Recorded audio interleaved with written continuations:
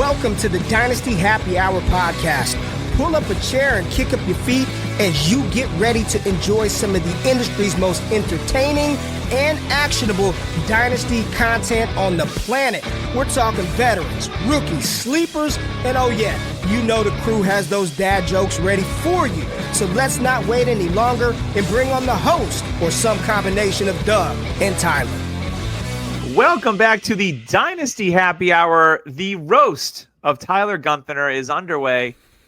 We are going to make redhead jokes and Minnesotan jokes tonight on the Dynasty Happy Hour. Tyler, are you prepared? I've been living a roast my whole life, Doug. Come on now. It's true. I mean, you're already got orange hair, so you look roasted as it is. I mean, I could give you name after name of what I've been called as a kid. And you know what? The best way to approach that is go along with it. Because if you don't, it's going to get worse. Yeah, you just agree with it. Be like, oh, I am a tomato head. That is a good one. I'm always like, that was a good one. Nice. I don't know if you watched the roast of Tom Brady yesterday, but it was phenomenal. Yes, me and my wife enjoyed it very much. It was so good. It was good. A couple of them were cringe, like Rob Gronkowski, Wolf, you. My favorite part was like Kevin Hart saying, oh, I won't spoil it. I'm not going to spoil it. Randy Moss wasn't good. Gronk wasn't great. He was okay. He was rough. Bert Kreischer and Tom Segura, I wasn't a fan of that skit. Yeah, It was a little weird. But my favorite, Nikki Glazer killed it. Yeah, just Sam J, amazing. Tony from Kill Tony, forget about amazing. it. Absolutely eviscerated everybody in like 2 minutes. The guy with the mustache. Yeah, he was great. He was sitting in the audience and he came up. And then my favorite was Drew Bledsoe. Yes, nailed it. The whole show, Bledsoe got hit from every angle, and he was a great sport about it. Yeah, and Bledsoe was good. And how come nobody hit the fact like Drew Bledsoe would play Tom Brady in a movie about Tom Brady taking over for Drew Bledsoe? Like nobody hit on that because they are very similar. Like they're both good-looking guys. Yeah, sure. Yeah, I was waiting for someone because Rodney Harrison was there. He obviously didn't have any moment on stage. I was waiting for someone to give him shit about the David Tyree catch, and nobody did. Like, oh, he's a Hall of Famer. I'm like, well, if you're a little bit stronger, you probably could have broken up that pass and won a Super Bowl or something. You know, like something. Yeah, but and Bill. And Bill coming out was great. And I was really looking forward to. I was chatting with Michelle, and I was like, I want Peyton Manning to come out, and he did, and then it was like, it was okay. Yeah, it was all right. Yeah, I thought it was going to be better. Go watch it. Don't take our word for it. Go ahead and watch it. It was great. Oh yeah, spoiler, my bad. Yeah, that's fine. We are here this week to draft recap the American Football Conference, so we're going to do that in a moment. But first, I want to tell you about what I want to tell you. I want to tell you about Manscaped right now. Use code DHH, save 20% off. One of the best products in the business. If you're a guy, even a gal, if you're a hairy gal, you've got some trimming to do. The lawnmower is amazing. All the stuff that comes with it, the lotion, the deodorizer, it's all A+ premium stuff. Go on manscaped.com, use code DHH, save 20% on that today. Mother's Day is coming up, but more importantly, Father's Day is coming up next month. So it is the perfect time to invest in something for your mans. Or yourself. You get a Father's Day gift. Sounds like something I would do. Like I find something and I'm like, oh, I'm going to buy this for myself. Say you got chin hairs. Who knows? Who knows what kind of hairs you have? We're not here to judge. We're just here to help.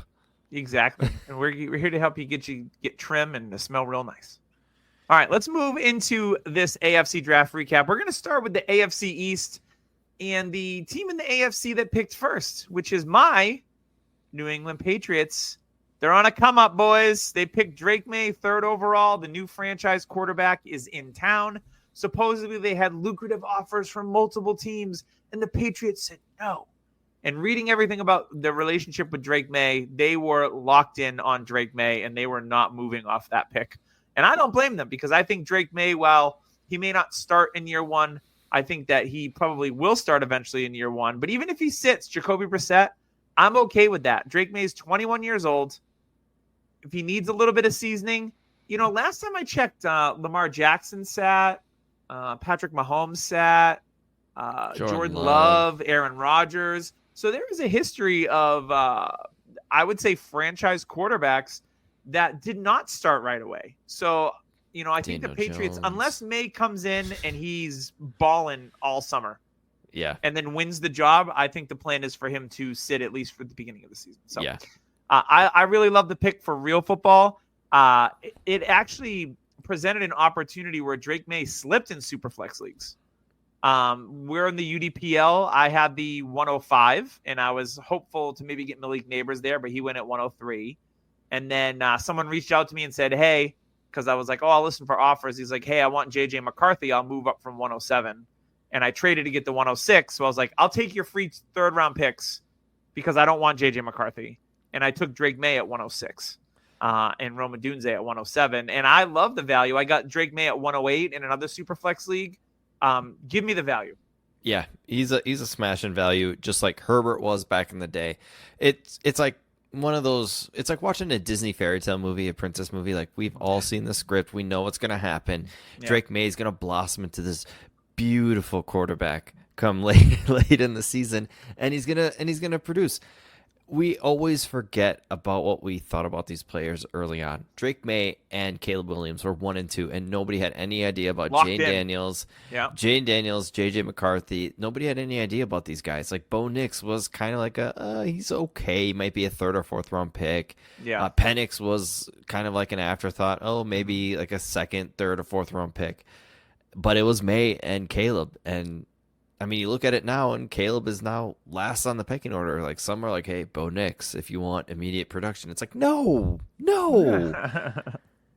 Drake May has everything we want in a quarterback, and my thing is like, there was 2 teams trying to trade up, the Giants and the Vikings, and they were offering a lot. The Vikings offered their 2 first rounds this year and next year's first to go up and get May, and Patriots said no.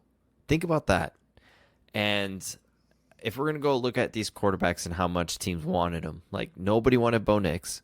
And I'm sorry to say it, like even though this is kind of what scares me, is the Vikings were the only team on JJ McCarthy. That's like, it only takes one. And Cecil Lammy brought it up on the Audible today. Like it only takes one team. There was a lot of smoke.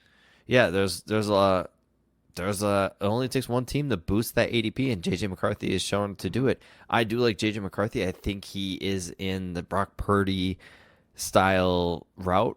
I mean, honestly, I'd rather have Purdy than JJ right now if we're gonna choose pick one of the two. But I mean, JJ could be a Brock Purdy in this offense. That's what you're looking for upside. Yeah. But the downside is he's not great. The upside for Drake May is he's Justin Herbert. I think the downside with Drake May is he could be Daniel Jones, the best Daniel Jones. Like we're talking like 2 years ago wasn't terrible. Like, yeah, Daniel Jones only had 15 touchdowns, but very athletic, can run the ball.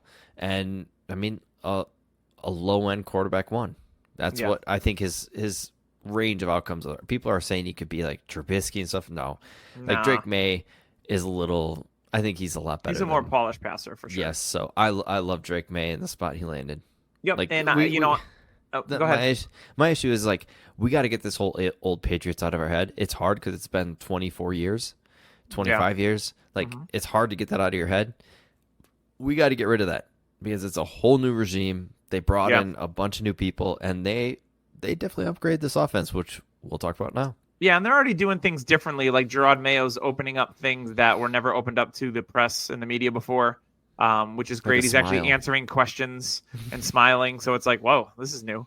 But you know what? The biggest important thing that the Patriots did outside of drafting Drake May was focusing on the offensive line and also focusing on the wide receiver position. So in the 2nd round, 37th overall, they picked Jalen Polk out of Washington. And then they went in the 4th round, 110th overall. One of my favorite picks of the draft. I was happy to land this player on the Patriots was Javon Baker out of UCF, who I like quite a bit. And then later on, they added Jaheim Bell from Florida State, who a lot of people had as a top 5 tight end. And why I like that move, you can talk about the receivers, but why I like the Jaheim Bell move is that their tight ends are currently Hunter Henry, who came back on a extension more or less.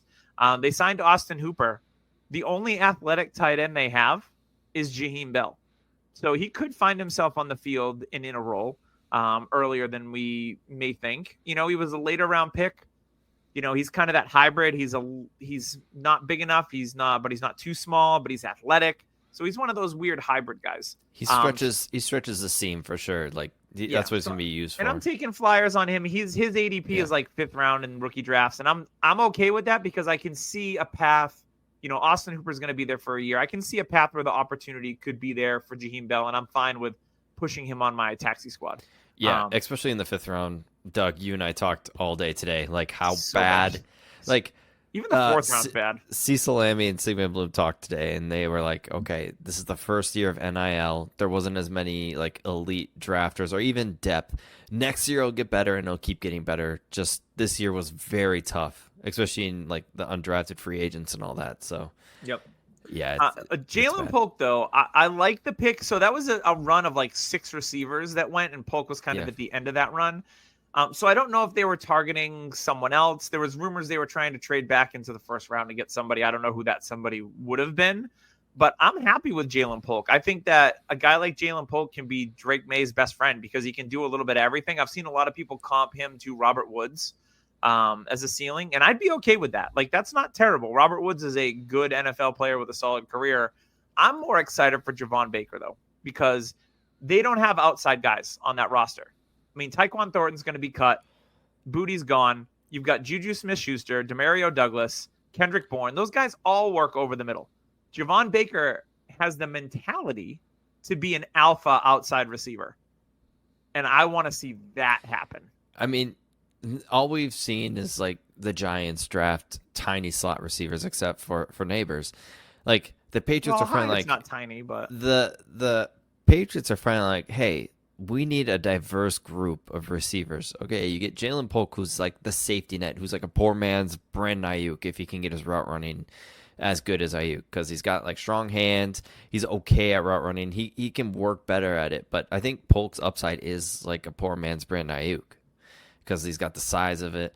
But Baker has that like almost like an Ocho Cinco type mentality. I mean, like, he's already popping off, and it's fun to watch a New England receiver kind of talk the talk. Now I want to see him walk the walk. And I mean, he's talented. We've seen like, he ran like a 4.53 or something like that. It was okay. It wasn't. He was an Alabama kid. Yeah, and he's a very high recruit, so we got to look at that. But if he can have that mentality, like we've seen it with these low draft receivers like Amon-Ra St. Brown and Puka.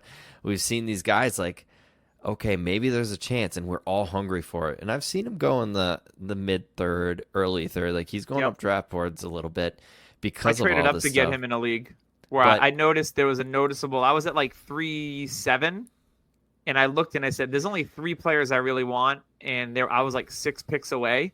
And I was like, I need to trade into this tier to get a player that I want, because I wasn't interested in really anybody else. So I traded up. I traded like a future 4th in my 307 to move up to like 302 or 303, and I got Javon Baker, and I was happy with that. The nice thing is you can have Baker on the outside, you can have Polk on the outside, and you got Demario Douglas on the inside. Like Juju's knees he's got no knees, but that they've got like a good 3 wide receiver setup, and I think that is awesome. Like, you've never seen Patriots with this for a long, long time. Like, you haven't seen it. Like, okay, they finally got 2 outside guys and a slot receiver that they can just stay and know their positions.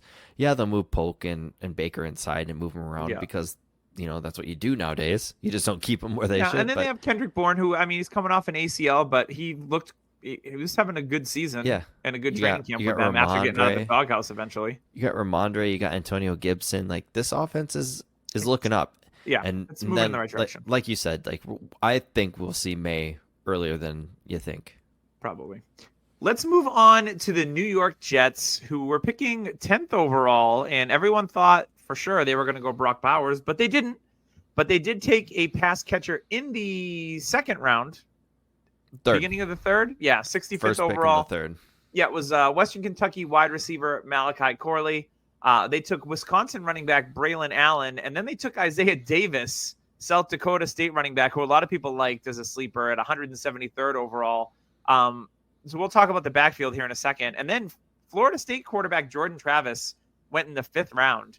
And I love this because I love Jordan Travis. I'm a Florida State guy. His game reminds me of Russell Wilson with not quite as much arm strength. He obviously tore his ACL. Florida State was undefeated. They didn't make the playoff. I'm still not over it. But obviously, it's a great landing spot. Aaron Rodgers is 40 years old. The backup is what? Tyrod Taylor? Yeah. And now you have Jordan Travis. Maybe there's a path to him being, maybe in a couple of years. Who knows? Hey, he said he wants to be the heir apparent. He's got that in his mind. Because this class isn't as deep, Jordan Travis, I thought he was not going to get drafted in Superflex drafts. He got drafted way earlier than I thought he would. So I missed out in a couple leagues. So I was like, man, this draft is not deep. Yeah, Spencer Rattler, I had to trade up to go get because I'm like, okay, this is not looking pretty. Like this is what we talked about all day, Doug. Is just at the end of the draft, you better go get your guy because fourth round. I'm like, yeah, I guess. But let's talk about Malachi Corley. We were chatting. I chatted after I picked him in some leagues because I didn't want to try to tip you off. For me, Malachi Corley could very well be this year's Jaden Reed. And for me, it's a clear path to the second most amount of targets on the team. So you have Garrett Wilson. He's obviously locked in alpha. Mike Williams can't stay healthy. Alan Lazard, I know he's Rodgers' buddy, whatever. Corley could get the second most targets on this team, maybe third if they throw to Breece Hall a lot. The tight end is Jeremy Ruckert and Ty Conklin. So they use I comp them because the Packers used Reed out of the backfield. They moved him around, and I think Corley can do a lot of these same things. It's really going to depend on, can he build rapport with Rodgers, or is Rodgers going to be a dick? It's the latter. Probably. Is he going to get Amari Rodgers? That's he could. And that's who I feel like he kind of is more. We talked about this pre-draft. I'm kind of staying away. I don't have him in any league, which everyone wants to call him Randall Cobb now, and I'm like, yes. And the thing is Rodgers does not like rookies. He does not like throwing to rookies. So we could see a situation where, what's his name, Xavier Gibson is the slot guy who has shown a lot of promise, who he liked last year. Yep. So instead of drafting Corley in the late second, early third, I think I'll pass and go a different route. I don't see the production. People are like, oh, he's Debo. Yeah, he's a big guy. He's thick for his size, but he's not Debo. Yeah. Like we can't get stuck in that Tyreek Hill Debo trap ever again. Yeah. We got to remember that. This running back landing spots made me very sad. Braylon Allen is the youngest player in the draft. I was hoping he would go somewhere where he could maybe get carries in year one to a running back needy team like Dallas or somewhere like that. But he ends up on the Jets behind Breece Hall. They drafted Izzy Abanikanda last year out of Pitt. And then they draft Isaiah Davis. So I'm like, Jesus, so Braylon Allen's been slipping into the fourth round of rookie drafts pretty easily. I don't mind taking him there because, Breece is going to be a free agent after next year. No, he's not. I mean, you never know. After Rodgers leaves, they better hope that he's still there because he's only going to be the. I mean, you never know. I mean, but Braylon Allen's so young that even if he backed up Breece Hall for 2 years, and if Hall did leave or there's an injury, I could see some upside there. So I'm willing to take the dip on him in the fourth round. That's okay. And the other running back has been pretty much like not getting drafted. So, Ray, I listened to his podcast today, and he had a really good comment. Just like the Jets tried the veteran route with Delvin Cook. It didn't work. So they went hard on the rookie route. They decided to back him up with 3 young players in Abanikanda and the 2 rookies this year, and they're just going to hope that they landed somebody. Yeah. Which in long term, it'll probably be Izzy, who is dirt cheap now because everybody still loves these 2 rookies. So maybe go see if you can get Izzy for cheap because I thought he showed a lot last year, and then he had that unfortunate injury. Yeah, I threw an offer in a league out, but it got rejected. Tis what it is. His Abanikanda didn't want none. Nope. Let's move on to the Miami Dolphins. They used their first round pick on Chop Robinson, 21st overall. They got offensive with a lineman, Patrick Paul, a lot of people liked, at 55th. And then they traded a 2025 third round pick to move up in the 4th to get Tennessee running back Jalen Wright. Now, I've been targeting right. I know you've been targeting right as well. To me, this is the easiest piece of the puzzle to fit. You have a player that's could comp very easily to Raheem Mostert. You have a 32-year-old Raheem Mostert who was mostly healthy last year for the first time since I can remember. You have Devin Achane, who couldn't stay healthy either. There is absolutely zero reason why Jalen Wright couldn't get on the field in year one in that scheme with his speed and be fantasy relevant year one. Yes, agreed. We will have our most rostered rookie episode later on this year after all our rookie drafts are done and auctions. But spoiler alert, Wright is very high for me. I have him in a lot of spots. And he's very young still. He's built bigger. He's 217 pounds, I think it was. Yeah. 213, 217, one of the two. He's bigger and he's fast. So this is somebody okay, you got Mostert who's 205, Achane who's 190. Then you got this guy. Day. Then you got this guy who's actually built like a running back that runs not as fast as Achane, probably as fast as Mostert. I mean, Mostert's fast. He's probably comparable to Mostert. Yes, but is younger. And like you said, you got these two injury type players. People are sleeping on Wright. People are taking who would the Packers draft again? I forgot. Marshawn Lloyd. Yes, people are taking Lloyd over Wright, which doesn't. People are taking Blake Corum over Wright. I don't get it, because if Wright hits, his price skyrockets like crazy. Because they obviously wanted him. They gave up a 3rd round pick next year to get into the 4th. Yes, which is what we do when we're in the when we make trades, we give away a pick next year just to move up. Yeah. So that means and I only do that when there's a player that I target. I don't do it for shits and giggles. I only do it for I want this player, so I'm going to move up now. Yeah. 100%. So Mike McDaniel, when Mike McDaniel makes moves like that, and the player comp is so close to Mostert, it just makes too much sense. And I think a lot of people aren't. Maybe they're just not. Just people aren't putting enough thought into it. Maybe they just think he's behind those guys, whatever. But it's not like that. There's another player. Now, Malik Washington, I'm going to put the cart before the horse.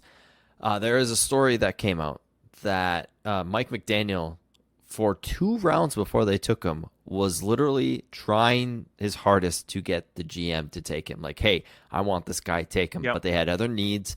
They had more important things that they had to do. Malik Washington was his pound-the-table guy. And he finally got him in the 6th round, which is nuts for the production. Malik Washington, who was a lot of people's favorite, okay, this is our sleeper. And now everybody's sleeping on him again. I don't get it, because I'm trying to target him either free agent or late in the draft. I was able to get him in the draft in a couple of spots. He's got Braxton Berrios to fight with. And you know what? Tua isn't a strong arm guy. I could see Washington just snagging these short passes. And Tyreek Hill is also getting older. Yeah. I'm not talking this year, but over time. So Malik Washington, I think with the way they got Jonnu at tight end, but they don't use a tight end as much as people hope. Malik Washington, I think, is going to be one of those guys that you're damn, I should have taken him late 3rd. I should have traded up and tried to get him. And you're gonna be disappointed with it. Oh, he's a late sleeper. Oh, nope, 6th round draft capital. I'm off. No, don't be off him. I traded up a few spots in the 4th round of a draft to snag him, because I looked at who was available on the board. I'm there's a couple guys I like. I'm 4 picks out. I'm on the outside looking in, and I was you know what? Let's scoot up and get the guy I want. And if you don't get Malik, go get Taj, the other Washington they took. A lot of people like Taj Washington out of USC. Yeah, he's another slot guy. They are looking to replace Braxton Berrios. Braxton Berrios is making decent money. He's an okay. He's gonna be there. He's gonna be their kick returner. If you notice in this draft, there's been a lot of teams that are okay, the new kick return rule, we're gonna use this to our advantage. We're gonna put Justin Fields out there. Wouldn't shock me. Wouldn't shock me either. Let's move on to the Buffalo Bills, and let's circle these wagons. They trade down twice in the 1st round, and they settle in at pick number 33. And they take the very entertaining, which I did not know about him, Florida State wide receiver Keon Coleman, who I was really off of. I watched a lot of Florida State ball, and like he ran the slow 40. I was like, he has separation issues. There's things that I didn't like about his tape. He gets the draft capital.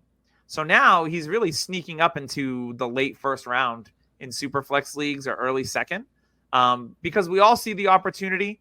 They've already said that they're going to try to use him like they used Stephon Diggs, which, duh, because all they have is like small, tiny guys running around the field. So Keon Coleman can be that alpha is what they're hoping.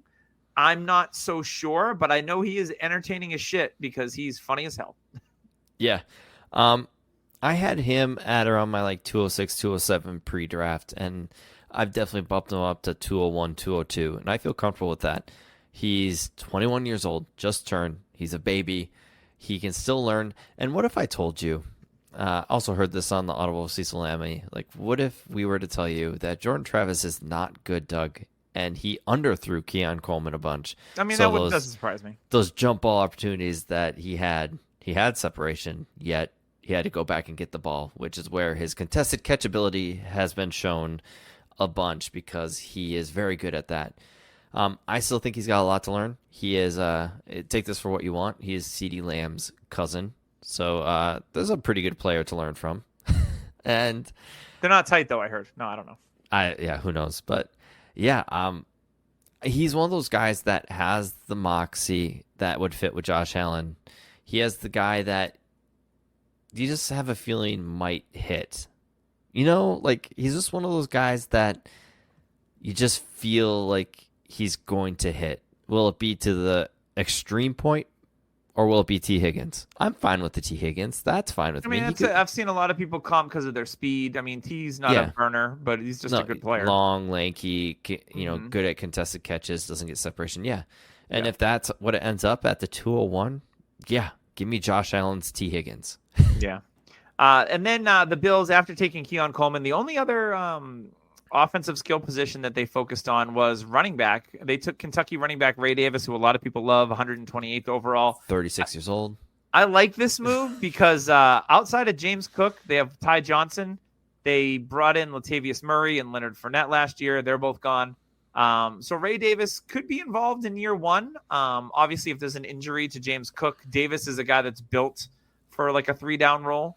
Because he's a tough dude. Great story with Ray Davis. So I think this is he'll be a fan favorite in Buffalo because of the way that he plays.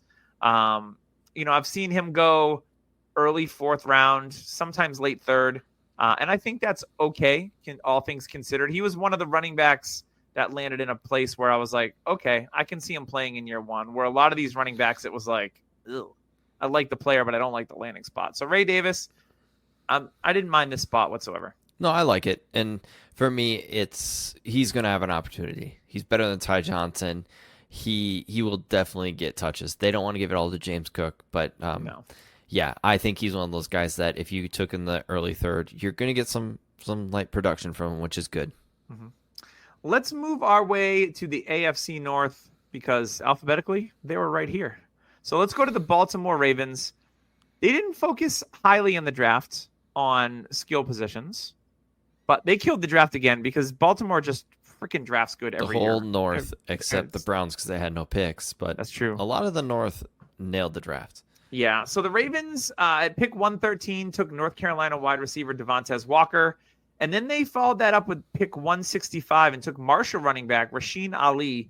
Now, when you think about the Ravens, obviously, we were so used to Gus Edwards and J.K. Dobbins being in that backfield. Keaton Mitchell tore his ACL, so he may not be ready for the beginning of the season because he's tore it late in the season. You got Derrick Henry there. A lot of people like this Ali kid, and I've been taking him in the 5th round of rookie drafts or UDFAs as a flyer. He's got a good prospect profile. He measures out pretty well. His production was good. He's relatively athletic. So for me, he's a great late round guy. And then Tez Walker, not a fan. I know they need speed. They want someone bigger on the outside. They've been they were talking him up earlier this week, but I don't know. His Senior Bowl was bad. His tape is okay. I don't think he's reliable. So for me, I'm not drafting Tez Walker at all. Yeah, and the nice thing about Tez Walker is you don't need to draft him early. You can take him in the 4th round. So as a flyer, that's fine. But in this offense, is it okay? Like, you got Zay Flowers. Bateman just got a contract extension. You got the 2 tight ends already. It's going to be difficult for targets. Ali, I do like him as a sleeper, but he's rising up boards because people, like you said with Jalen Wright, like, people see the obvious, and it's like, okay, this guy could step on the field. And a team that is a very good running team with Lamar Jackson. So if he sees the field, his value will boost up a little bit. But I think we'll see him a little bit on the field. But for Tez Walker, if he's there in the 4th round, I might take a flyer on him here and there. But yeah, the 4th round's pretty ugly, so I'm cool with that. Yeah, I mean, he's a high profile guy. He was thrown to by Herbert. The issue is, how many targets is he actually going to get? Which we could see a Jalen Hyatt situation is what I'm seeing here. Like how they use Nelson Aguilar, like he had the occasional target here and there, and he scored on a big play, but not anything fantasy relevant. Yeah. So, all right, let's move our way we're on to Cincinnati, as Bill Belichick would say. So I like what Cincinnati did in this draft. They took Amarius Mims 18th overall to protect the franchise, who Joe Burrow is throwing and looks good as of right now. So it's good to see him recovered from his issues that he had last year. But they took Alabama wide receiver Jermaine Burton 80th overall. And the only other offensive skill positions that they dipped into, they double dipped at tight end. And both of these guys are very intriguing to me. So this Iowa tight end, Eric All, went 115th overall. And then Arizona tight end, Tanner McLaughlin, went 194. Both of those guys had a lot of buzz in the pre-draft process. They signed Mike Gesicki in the offseason. Nobody cares. Mike Gesicki is washed. He's a name that was once fantasy relevant 5 years ago. But either one of these guys could beat out Gesicki and get more snaps. They did re-sign Drew Sample, who's a nice blocking tight end. I know, Tyler, you've been able to draft/stash Eric All in a couple of spaces, right? Yeah, and we listened to Thor Nystrom advice here, and Thor has stated that if Eric All can stay healthy, he will be up there with Ben Sinnott and possibly Brock Bowers. Like, he's got the athleticism to do it. And he's an Iowa tight end. You always bet on those. I mean, he was even saying he threw up some mad stats on Fantasy Football Weekly with Paul Charchian that Eric All, when he was healthy in Iowa's games, like, he was putting up monster numbers, running away from cornerbacks who were drafted early. And he's like, he could have been in the 4.5, even 4.4 range for speed if he was to test. But he even said, like, hey, he had a back injury and an ACL, and since the Bengals took him in the 4th round, it shows that they're not nervous about it, so he shouldn't be as well. I think he's definitely a big upside guy. Like, if you have Tez Walker, Eric All, I'm taking All. All, yeah. So, all day. And going with Burton, it's a perfect situation. But the issue is can the head case that we hear about, is it true? Is it overblown? But he's got the talent. And he could be that outside guy after Higgins leaves.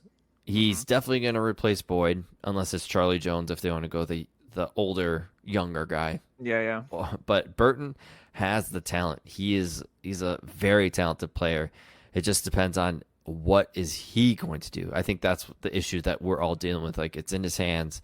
He's, I think, a late round second round pick or an early third. Yeah. And if you're able to say you missed out on McConkey or something like that, and you're like, damn, like, Burton's a great second place piece to go get, because I think those two talent wise could be neck and neck. And we'll get to McConkey and stuff that Ray brought up to me today that is very interesting. Yeah, I think the thing with Burton, when Houshmandzadeh came out to announce the pick, like, he'd been training with Houshmandzadeh. So to me, like, Houshmandzadeh signed off to the Bengals that, like, about him. So I think that, I know he's got some personality stuff going on, but I mean, if Houshmandzadeh's been working closely with him and he's telling the franchise, like, this kid's great, whatever, like, da-da-da-da, that means a lot to me. So I think, hopefully he keeps his nose clean and he's productive. But the skill set is definitely there. Houshmandzadeh had to deal with Ocho Cinco all those years. I'm pretty sure Houshmandzadeh knows how to deal with a little bit of head case. Yeah. Oh, I'm sure. Let's move on to the Browns, because there's not a lot to talk about there. Yeah, they drafted Louisville wide receiver Jamari Thrash, 156th overall. No thanks. It's a clogged wide receiver room. There are some people that like Thrash quite a bit. I mean, I would take him if he was not, and he's not getting drafted typically, or he's late 5th. again, taxi squad stash, I'm cool with that. But outside of that, not too much going on with that one. Let's move on to Pittsburgh, who, in my opinion, had one of the best drafts. Not the only best draft. beefing up their offensive line, which they've needed help with. Arthur Smith is still rock hard about this draft. Yeah, I mean, they draft Troy Fatanu and Zach Frazier. And then in the third round, with pick 84, they take wide receiver Roman Wilson, who, to me, you drop Roman Wilson in that Deontay Johnson role, another guy that, he could be the second pass catcher on this offense. He could be the first pass catcher on this offense because Pickens isn't a big target hog. Freiermuth can't stay healthy. Maybe Wilson's the reliable guy, and he ends up leading the team in targets in his rookie season. It could happen. I actually drafted him at the beginning of the third round in UDPL because I was like, all right, I like his opportunity out of the gate. We all know the Steelers' third-round wide receivers. Their hit rate is unbelievable. The offensive line is beefed up. The quarterback position is upgraded. To me, Roman Wilson is a guy that was a big winner coming out of the draft. My thing is people are like, oh, Arthur Smith, run first scheme. Arthur Smith is a master at fooling us all. What says he can't come out and actually support 2 or 3 receivers in this offense? Who says he hasn't learned from his mistakes and is like, okay, maybe I should throw the ball more. Even though I've got these 2 good running backs now, maybe it's okay to throw the ball more than 20 times a game. Arthur Smith was not a great head coach. No. But he showed in Tennessee he's a good OC. Mm-hmm. He's a pretty damn good NFL OC. And if we've seen, you've got to grow. Mike McCarthy did it too. He's grown as an offensive play caller. You have to, otherwise you're not going to survive or get another head coaching opportunity. Yep. Arthur Smith could do that. And Roman Wilson, if that happens, is going to be the steal of the draft. I loved him coming out. I thought he should be an early second. And you know what's going to happen? I don't have him anywhere right now, Doug. And he's going to blow up. I like the sound of that. That'd be great.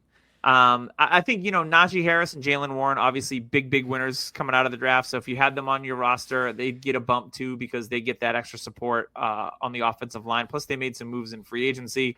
Pittsburgh's look and their defense is good. I mean, Pittsburgh looks good. They'll win at least 8 or 9 games like they do every year and get in the playoffs. We'll see if they can go any further than that. Obviously, the upgrade at quarterback is going to be big for them, whether it's Justin Fields or Russell Wilson. They're both upgrades over any freaking Pickett. Or both. Let's so that takes care of the north. You want to go south or do you want to head out west? Let's go south. Let's go south. All right. Who's my closest team? Let's go to the Tennessee Titans, shall we? They didn't really do much from a skill position. This will be easy peasy. They drafted one tackle. wide receiver. Took a tackle. They did. This is pretty much based off of a new offensive scheme. They already had the offensive stuff in place. They went hard in the free agency with that.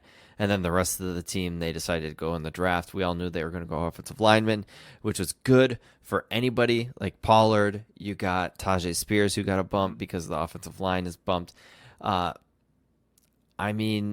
Levis gets a bump. This offense could 100%. Will They're Levis. setting him up for success. Yes. And Will Levis, could he be a poor man's Joe Burrow? Why not? Burrow, I think, can slide it into a keyhole. But Will Levis, who knows? But he's got 1 year. 1 year to prove it. What can go wrong, right? Right, yeah, because if they're bad, they'll have a top 10 pick again, and then they'll probably reassess the quarterback situation after this year. But, he did show flashes last year. I love his moxie. Was a lot of fun to watch him and his competitiveness on the field. Yeah, right. You like the way he eats a banana. Yes. So at least I think he'll be fun to watch. And that offense will be much better than it was last year because it was not great.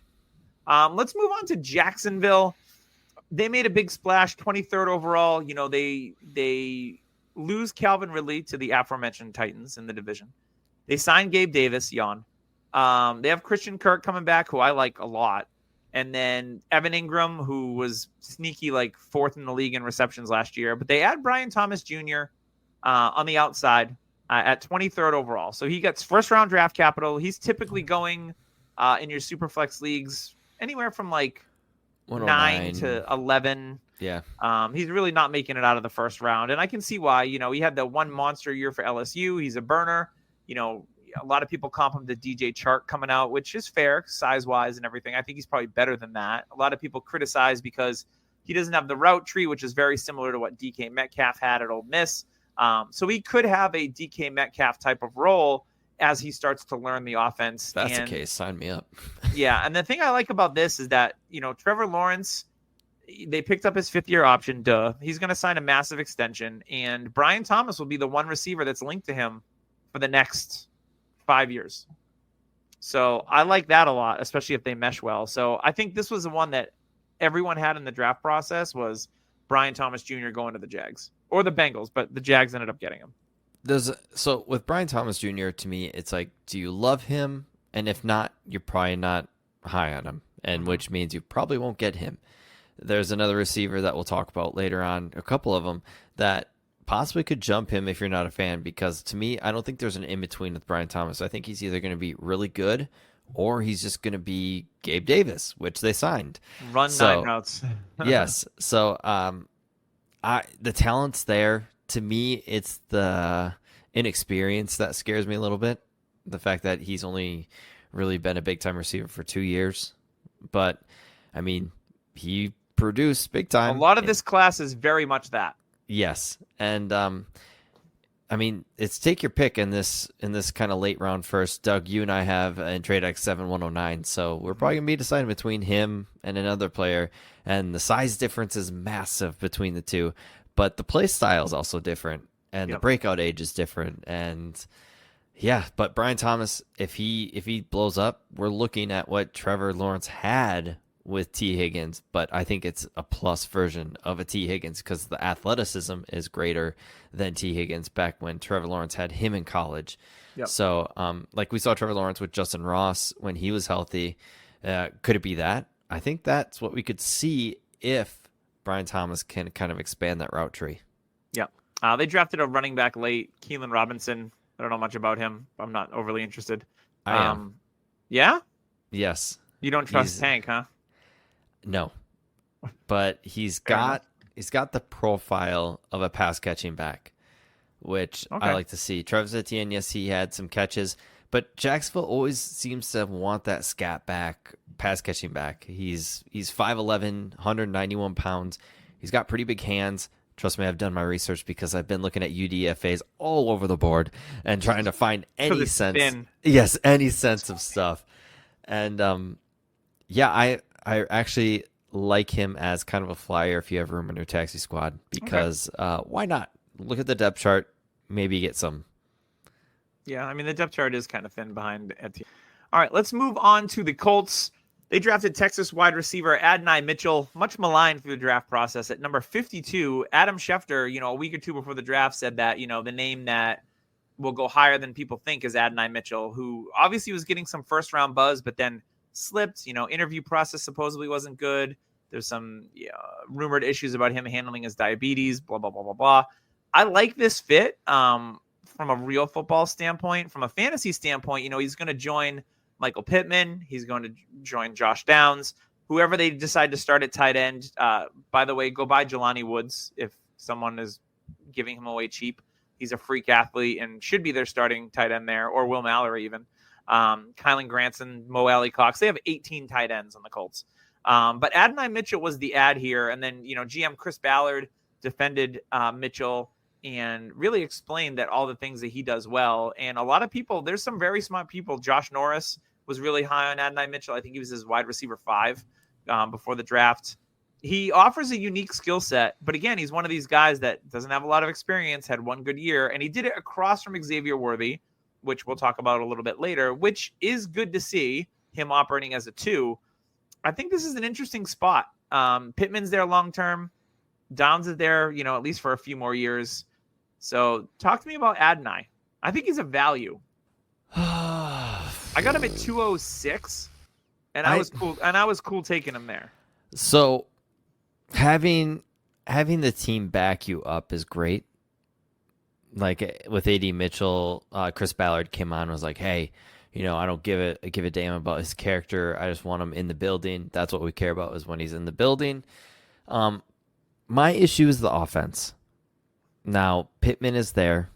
You got Josh Downs, who Anthony Richardson showed he has some connection with. You had Jonathan Taylor. Anthony Richardson, how many passing, attempts is he going to have? That's my issue. And if plenty. that's, yeah, but will he? I mean, are they going to run him a ton? He already got injured like last year. That would be stupid. They have Jonathan Taylor, one of the best running backs in the league. Now, if Mitchell turns into like a Martavis Bryant, back when he was kind of just the second fiddle to Antonio Brown, or the third fiddle when Juju and Antonio Brown were there, okay, I'm good with that. But at 207, I'm kind of trying to search for more upside. I don't know. I wasn't a fan of him coming in. He was one of my more let's stay away from players. Okay. And I think that's still in my head. I'm just still kind of staying away. I had opportunity to draft him in UDPL. I traded up, and I took Xavier Legette just because I kind of liked the situation more. I thought he would get more, and I like the player more. I think he can offer more to the team as well. Another weird draft profile. Yes, it's filled with it, and there's lots of them. And honestly, if AD Mitchell hits and Legette doesn't, okay, that's not going to shock me. If it's the other way around, okay, that's not going to shock me. That's what you're kind of saying. Yeah, the only other move the Colts made was drafting Oregon State wide receiver Anthony Gould at 142. Obviously, he's going to be absolutely buried on the depth chart. I don't know much about him, but he's got a very unsuspecting name, Anthony Gould. Doesn't sound like a wide receiver or even an NFL football player. Really, really, really, really, really good kick returner. And he's a specialist, more or less. Yes, but he's fast, and he's a good route runner. Okay. I actually took him in UDPL in the 5th round. This is where I did my research, Doug. I didn't catch that. And he is specifically used for kicker and punt returns. That's what their plan is. But there's also a good chance they can make plays for him because of his speed and his movement ability. So he could be one of those guys that sees the field. Hate Alec Pierce. And he's one of those guys that could see the field and maybe could get integrated into the offense a little more. Could be the wide receiver 4 on this team. Okay. Alec Pierce, dead for now.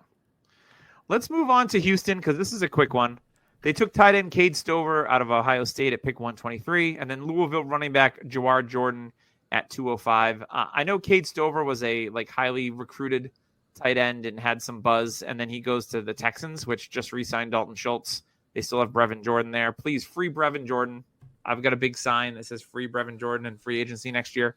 Any thoughts on either of these guys? I mean, Stroud played with Strover.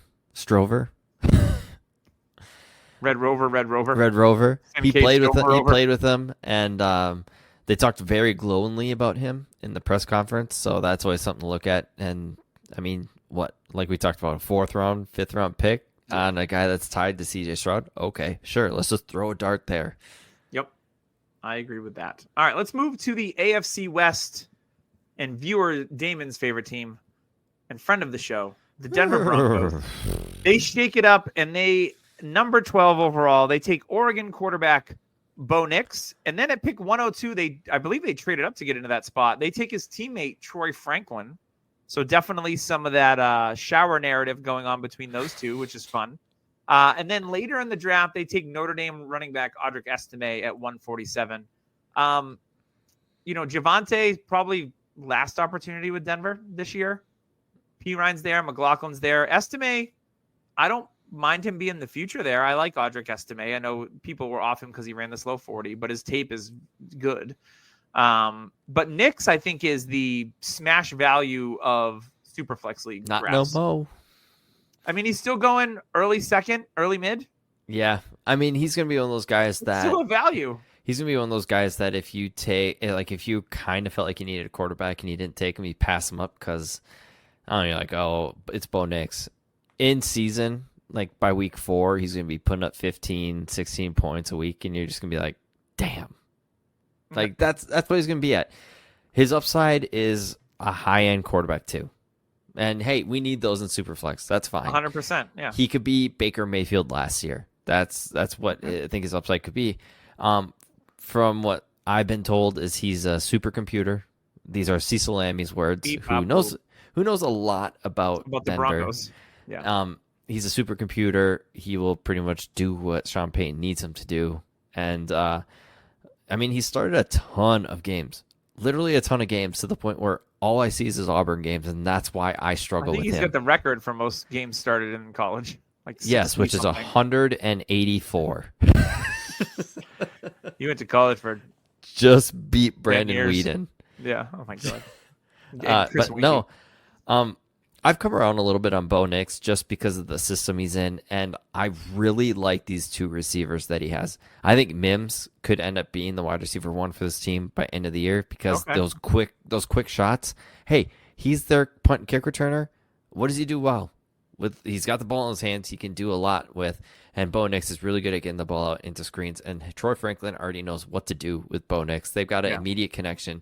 I'm not a Troy Franklin guy, but hey, the obvious is there. The connection is there. Mm-hmm. Burrow and Chase, not quite that, but no. I think we could see 800 yards and 5 touchdowns from Franklin. Why not? That would be fair. For me, Nix is the value in Superflex leagues. I was able to get him at 205 in one league. I took him at 111 in a league that I'm absolutely desperate for quarterback. My team's good every year, but I've been rolling out Tua and nobody else. And I'm like, it was the 111, and I was like, ugh, I need to address this quarterback room. And Bo Nix was the best available. So I took him, and I was like, he'll start right away. He'll be my second QB. I'm okay with it. The rest of my roster is deep, so I could afford to kind of fuck around a little bit and hope that Bo Nix does well. The reason why we in Superflex, you want a quarterback at that second flex spot. Yeah, you don't need a quarterback, but the reason why is because the comfort you have of for sure getting 12 points. It's easy for them to get 12 points. Yeah. And it's either that or Josh Palmer. Yes. And so, yeah, I've come around on Bo. I've come around on Bo. I've come around on Franklin a tad. I don't have either. I have one Bo Nix in best ball, but I've come around a tad bit. I took Coleman over him in UDPL, and there's a part of me that thought to myself, okay, in season, am I going to sit here and be like, I should have taken the for sure points, but I went the upside shot. Yep. Yeah, there's nothing wrong with that. You get the receiver that's tied with the elite quarterback, and that's always a good idea. They did take Utah wide receiver Devon Vele, which sounds like a made-up name, at 235th in the draft. So, cool. Let's move on as I scroll. These are all alphabetical, so I'm just going to jabber on for a few minutes until I find, the next AFC West team that might be here as I look through them. Let me think alphabetically. It's probably going to be Los Angeles, I would think. So let me just get there. I'm very, very close. You know what? I'm at Kansas City. Let's stop there, and we'll get to LA next. The Chiefs, they move up. The Bills move back. The Chiefs move up to take an offensive skill position. Have you heard this before? Because the Bills traded back, and the Chiefs moved up when the Chiefs drafted Patrick Mahomes. Thank God the Bills righted the ship and took Josh Allen the year after, because they would never hear the end of it. So now the Bills move back, the Chiefs move up, and they take Texas wide receiver Xavier Worthy, the fastest man alive at the combine anyway, number 28 overall, which immediately bumps his Superflex regular draft stock into the first round. He's a lead pipe lock in the first round of your Superflex leagues. Tyler, how do we feel about that? I like it. Okay. People are like, oh, Miko Hardman. People are like, oh, what about Sky Moore? Worthy is different. If you look at his breakout age of 18, and in his recruit, very high, he has every talent you want in this offense. Now, Pat Mahomes has the lowest ADOT, average depth of target, from this past year. They won the Super Bowl, so who gives a shit? One thing that he's very good at is running after the catch, because when you're that fast, and also, let's not forget, he is very agile as well. Mm-hmm. He can move. People are going to react about the drop pass in practice, but not read any of the reports that were after. Like, this guy dominated. Yeah. He was running insane routes. He's very fast, and the team loves him. Also, think about the guy who's throwing him the ball. That wasn't Pat Mahomes in practice. Yep. I've heard nothing but glowing things about this guy in rookie mini camp so far, except people want to just shine a light on that drop. Doug, you and me have 109. It's going to be between him and Brian Thomas unless somebody out of the big Probably. 8 fall. Yeah. I would have to say my card's on this guy. That's fair. I know you're not a big you're against short people because you are a tall person. I'm not against short people. See, that's what somebody that is against short people would say. I get it. And I hate my wife because she's barely 5 feet tall. But I really think Worthy is going to be the hit that we've been expecting from these guys. I was never big on Sky Moore. Friend of the podcast, podcast. I wasn't either. James was massive on him. Yeah, Sky Moore was the 109, 110. Mecole Hardman was another player that it was all speed. It was nothing else. He was not the route runner that we see from Worthy. He was a special team demon at Georgia and just very fast. And that's the reason why the Chiefs took him, expecting like, hey, maybe he could. No. Worthy is the one that, like, if this doesn't hit, the Chiefs need to look a different direction. But Worthy is their best shot that they've had to find a speed guy that can do more than just speed. And that's what Worthy is. He's more than just speed. He's very young still. He's got a lot to learn. And I think Pat Mahomes is going to love him. Yeah, and it looks like Rashee Rice is going to be suspended for at least half the season. So he's going to have the opportunity to play right away. Without question. It'll be him, Hollywood Brown. You obviously got Kelsey, but Worthy is going to be a starting receiver on that team week 1, with Rashee Rice being most likely suspended for a wee bit. An intriguing pick they made at 131 was TCU tight end Jared Wiley, who I like a lot. You know, we've been not touting, but Noah Gray has been the name like, when Kelsey, it's going to be Noah Gray day when Kelsey goes away. Well, Kelsey just signed a 2-year extension. Noah Gray still on the team. I like Noah Gray. But to me, Wiley could be the eventual replacement because he is very similar to Travis Kelce from an athleticism standpoint. Ex-quarterback. And he is very cheap in drafts. He's a late round 4, early round 5 guy. So there is definitely value to scrape at the tight end position in your drafts because outside of Bowers and then, Sanat's usually going late second in tight end premiums. And then after that, I mean, it's kind of like pick your poison. So you can get these guys late. And I really like the stashing of Jared Wiley on your taxi for a little bit because maybe he's a successor to Travis Kelce in a couple of years. Could happen. So on the New Heights podcast, Kelce brought him up. They talked about the draft picks, and Kelce said, hey, an ex-quarterback that turned tight end, I think I know a little bit about that. Mm-hmm. You got to remember, Kelce was a quarterback recruit into Cincinnati. Like, that's what he's supposed to play, and he turned tight end, and now he's one of the greatest. Like you said, built similar. Even Kelce said, like, he's a big-ass dude. Like, he's bigger than Kelce, but he's got movement like Kelce, so he can move. He's a good athlete. He just got to learn, and what better to learn to be the next Kelce than Travis Kelce? And Travis Kelce seems like he had a little bit to do with when they drafted him. Like, hey, look at this guy. Maybe. So only time will tell. And speaking of tight ends, let's go to the Las Vegas Raiders. They take Brock Bowers, 13th overall, which pretty much nuked your Michael Mayer. Tyler, I traded Michael Mayer to you and got the 207, and then you traded away Michael Mayer for a 6th-round pick. How do you feel? I feel fine because I got Eric All, another upside shot at tight end. That's what we're chasing for tight end. I told you were laughing at me a little bit, but I kind of this did not age well. I kind of talked to you a little bit about it. Like, hey, at tight end, we're chasing upside. We want that top 8 style tight end on a team that has upside, and the Bengals did. So I'm like, you know what? I think Mayer, unless he gets traded, like a Greg Olsen, we saw he got traded when he was drafted by the Bears. Chicago, yeah. Maybe Mayer gets traded, but from all I've heard, the Raiders panicked. They had no plan. He's the best player on our board. Just take him. Apparently, Tressman, I think that's the GM. Unless they were like, they like how they use Evan Ingram in Jacksonville, and he's going to be used like that. I guess I think they panicked because that's all I heard is like the communication wasn't well in that building, and also they fired a bunch of scouts after the draft, or let them go. So I'm not sure what happened, but yeah, it's already a shit show in Las Vegas. It's not a good start. Not a great start when you draft a tight end when you had many other needs because Mayer was there. Yeah. The funny thing is, if the Raiders didn't take him, the Rams probably would have traded up. The Colts would have probably traded up to take Bowers. The Rams getting him would have been sick. Yes, the Rams are trying very hard to trade up. I heard that. Yeah, that would have been awesome. And I mean, the Broncos were staying. The Vikings were trading up. The Jets were staying to take a lineman. Like, they had trouble trading up to get Bowers, and the Raiders were like, "Oh, yeah, we'll take Bowers." Which nuked it. I love Bowers. I think it hasn't affected his value really much at all. No, I think he'll succeed either way. Minshew's a perfect quarterback for him. Aiden O'Connell would be a perfect quarterback for him. The issue is in the future, is this team actually going to have stability at head coach and GM?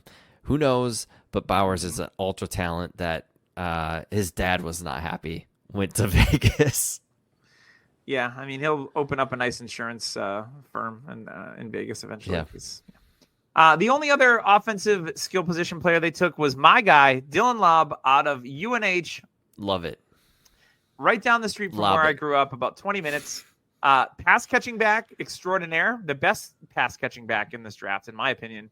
And, Zamir White was a big winner coming out of the draft because Lobb isn't competition for Zeus White. They've got some other also rans behind him, but Lobb could find himself as that pass catching back in year one. And he's another guy that's going late 4th, early 5th in these rookie drafts. And I'm totally okay taking a shot on him in those positions. He's one of my favorite shots because this is the regime's pick. This is they went out and chose him. He is a great pass catcher. He is different to Zamir White. He's what they don't have. Mm-hmm. I think he's this year's Evan Hall. We could either have greatness or with big winner, by the way, because the Colts didn't do anything at the running back position. They lost Zach Moss, and it's Jonathan Taylor, Evan Hall, and Trey Sermon. But Doug, Trey Sermon. Evan Hall, big winner. Yeah. Out of the draft. They didn't draft any running backs or sign any, so cool. Let's do our last team. Go, Chargers, go. They take Joe Alt, 5th overall. No surprise there. And then in the second round, they take Christopher Walken, or was that Arnold? It's a little bit of both. It was Christopher Arnold. They take Georgia wide receiver Ladd McConkey, 34th overall. And then they address the running back position a little bit later than a lot of us would have liked.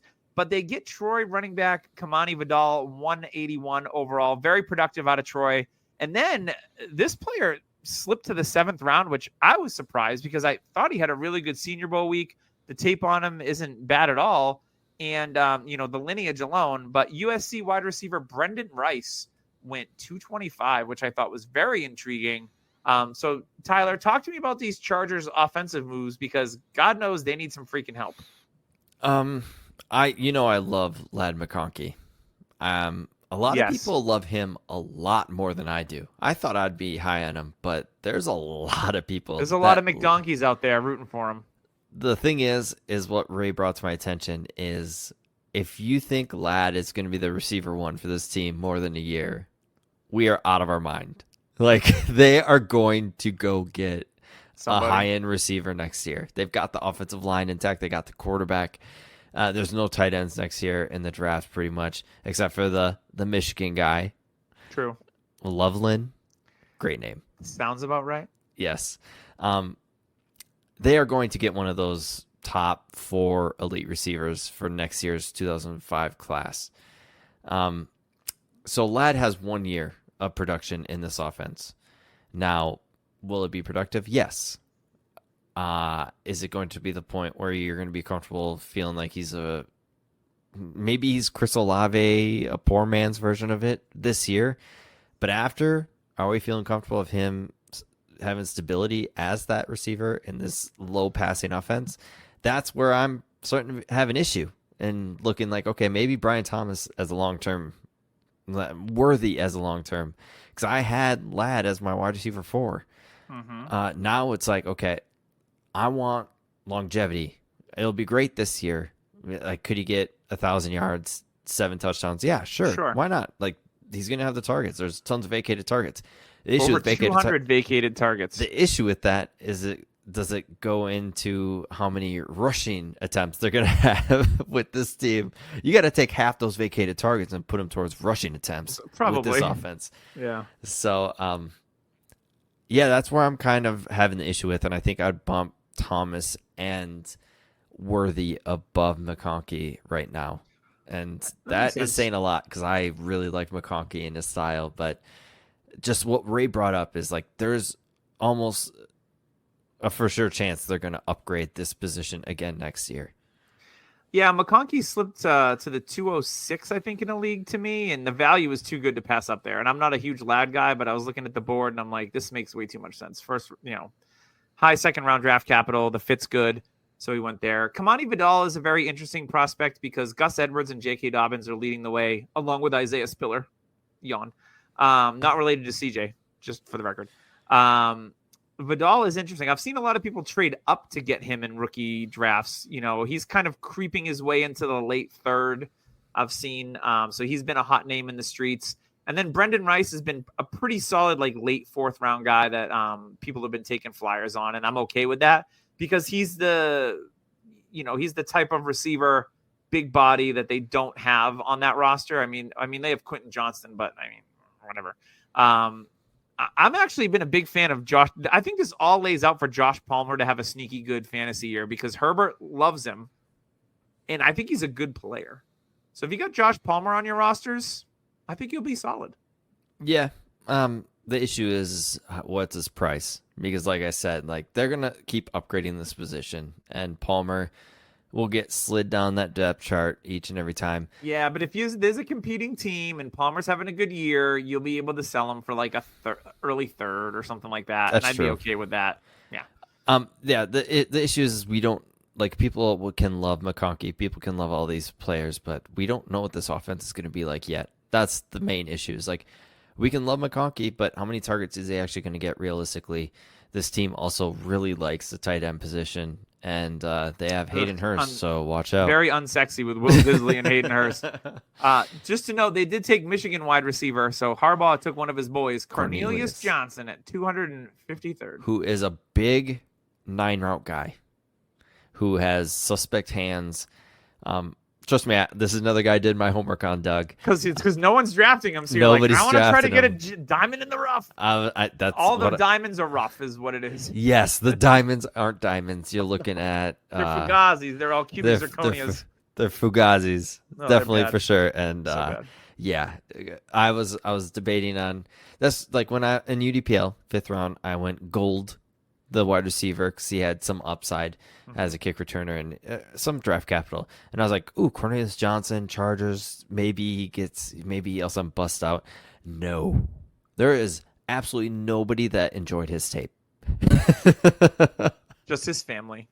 Just his first name.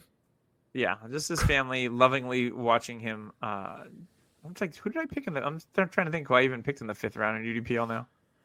I had a 5th round pick. So yeah, like it's this. Aeneas Smith is who I picked. Yes, which he was on my board. Yeah, sniped. Got him. Well, that is going to wrap up the AFC. So we are done, and we're going to bring you some fresh, hot, out the oven content next week. Tyler, what do we got on tap? That's a good question. Probably a mock after rookie. After NFL draft. I'm halfway through my drafts. A lot of them are completed. I've got 2 auctions that are starting up. I've got a home dynasty league, and I've got another one going. So I'm about halfway through my draft season, and I'm having fun. I'm wheeling. I'm dealing. I'm taking veterans over picks in some instances, and we'll see how it works. But the thing I've learned about this class is that everyone's like, "Oh, it's so deep," but then you're actually in the draft, and you're like, you get to the 4th round, and you're like, "Fuck, this sucks." Yeah. And then I remember last year putting in for like 5 or 6 players in UDPL, like after the draft, and I was aggressive. And this year I'm like, there's 2. Yep. And I'm like, I guess, it's not great.